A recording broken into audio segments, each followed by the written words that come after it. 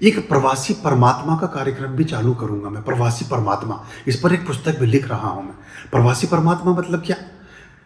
प्रवासी परमात्मा मतलब ये कि आपको जानकर के ये बड़ा अद्भुत आश्चर्य होगा कि लगभग धर्म के मामले में पूरे विश्व में भारतीय प्रकाश से ही पूरी दुनिया प्रकाशित है, जिसे लाइट ऑफ ईस्ट कहते हैं। क्योंकि व्यक्ति धार्मिक अगर कहीं सबसे पहले हुआ, 80,000 वर्ष से लेकर 10,000 वर्ष तक धार्मिक हुआ, तो भारत के भूभाग पर हुआ। उस धर्म की चेतना का फिर बाकी लोगों तक संदेश पहुंचा।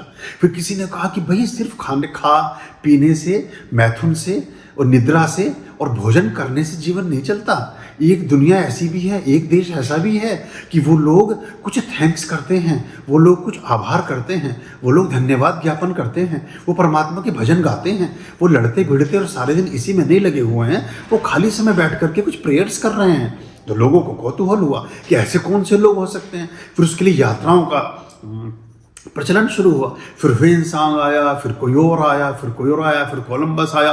पूरी दुनिया भारत की तरफ उमड़ी, और जब उमड़ी तो वहाँ की संस्कृति और सभ्यता को लेकर दुनिया भर में पहुंची।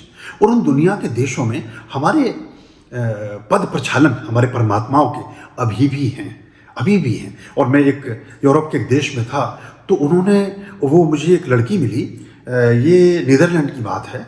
उसने वो क्रिश्चियन थी। उसने कहा मैं क्रिश्चियन हूँ। उसने बिल्कुल दंडवत टाइप से मुझे प्रणाम किया। मैं उसके वेशभूषा सब देख करके मैंने कहा बेटा तुम ये, बोले आप मुझे देख करके चकित हो रहे होंगे, अंग्रेजी में उसने बोला। लेकिन भारत वो देश है जैसे भगवान आते हैं, आप भगवानों के देश से आते हैं, क्योंकि सारे भगवान वहीं से निकले हैं। अब ये वो बुद्धिस्ट और क्रिश्चियनिटी इस दोनों के विचारों के बीच चल रही थी। और उसने कहा कि बुद्धिज्म में भी सारी धाराएं भारत से आई हैं। धम्मपद का आप कोई भी सूत्र उठाइए, उस सूत्र का इधर से गर्म पानी देना।